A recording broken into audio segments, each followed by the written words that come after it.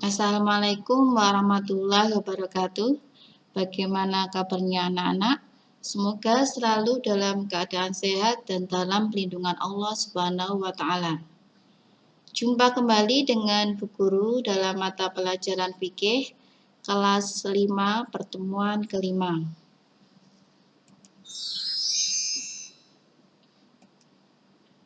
Ya, pada pertemuan kali ini kita akan membahas tentang haji dan umroh. Ibadah haji telah dikenal sejak zaman Nabi Ibrahim alaihissalam. Pada waktu itu, beliau beserta putranya, Nabi Ismail alaihissalam, diperintahkan oleh Allah Subhanahu wa taala untuk membangun Baitullah atau Ka'bah. Sejak itu, haji menjadi tradisi masyarakat Arab dan sekitarnya sampai ditetapkannya ibadah haji sebagai kewajiban ketika masa kenabian Muhammad SAW berlangsung. Pengertian haji dan umrah. Anak-anak bisa buka buku paket halaman 66. Yang pertama, pengertian haji. Haji berarti berkunjung ke Baitullah atau Ka'bah untuk melakukan beberapa amal perbuatan, yaitu ihram, wukuf, tawaf, sa'i, tahallul, dan amalan lainnya pada masa tertentu demi memenuhi panggilan Allah Subhanahu wa taala dan mengharap ridhonya. Ibadah haji merupakan salah satu dari rukun Islam yang kelima yang diwajibkan kepada setiap orang Islam yang mampu melaksanakannya.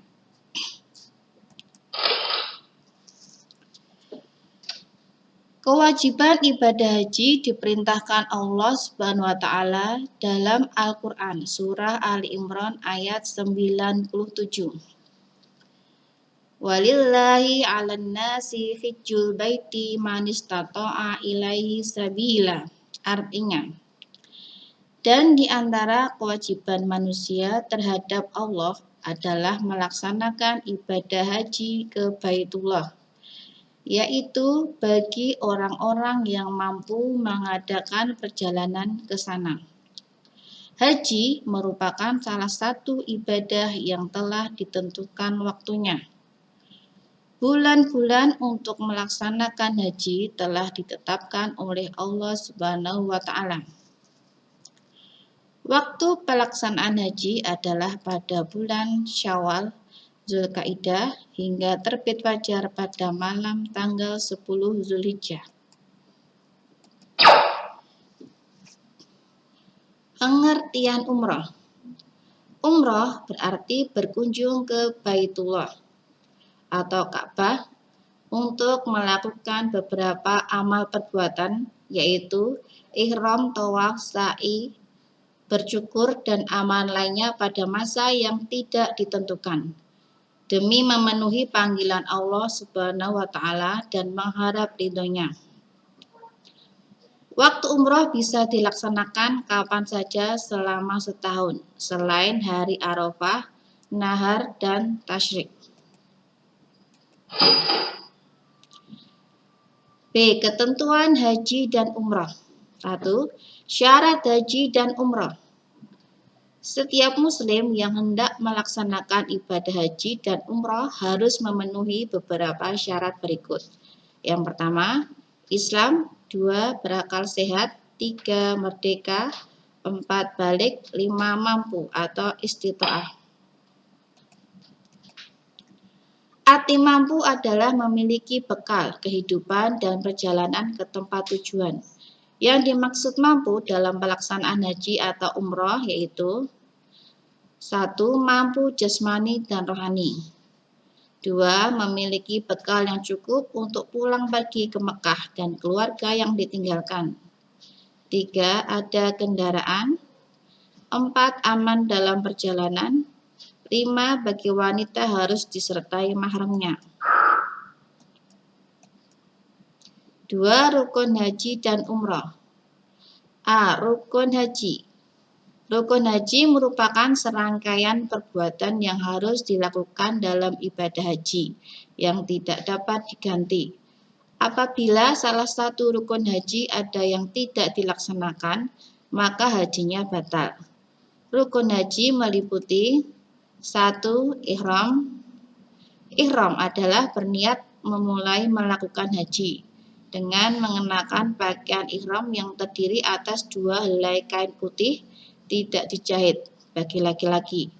Pakaian ihram bagi wanita adalah menutup seluruh tubuhnya kecuali muka dan telapak tangan. 2. Wukuf.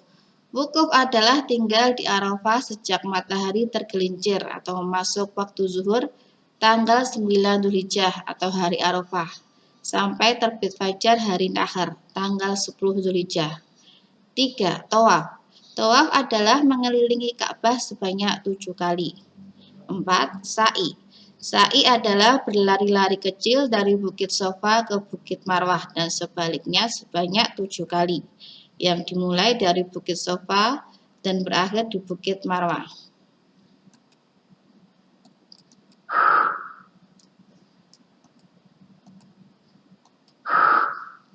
Selanjutnya 5. Tahallul. Tahallul adalah keadaan seseorang yang telah dibolehkan atau dihalalkan melakukan perbuatan yang sebelumnya dilarang selama berihram. Tahallul ditandai dengan mencukur rambut paling sedikit 3 helai. 6. Tertib. Maksud tertib di sini adalah melaksanakan ihram terlebih dahulu dari semua amalan haji. B. Rukun umroh. Rukun umroh secara umum sama dengan rukun haji. Hanya dalam umroh tidak ada wukuf di padang Arafah. Rukun umroh ada 5, yaitu pertama ihram, 2 tawaf, 3 sa'i, 4 memotong rambut atau tahallul, 5 tertib. Ya, selanjutnya ada tugas dari Bu Guru. Kerjakan latihan soal pada Google Form yang nanti linknya akan dikirim di grup WA maupun Classroom. Sekian dari Bu Guru, terima kasih. Wassalamualaikum warahmatullahi wabarakatuh.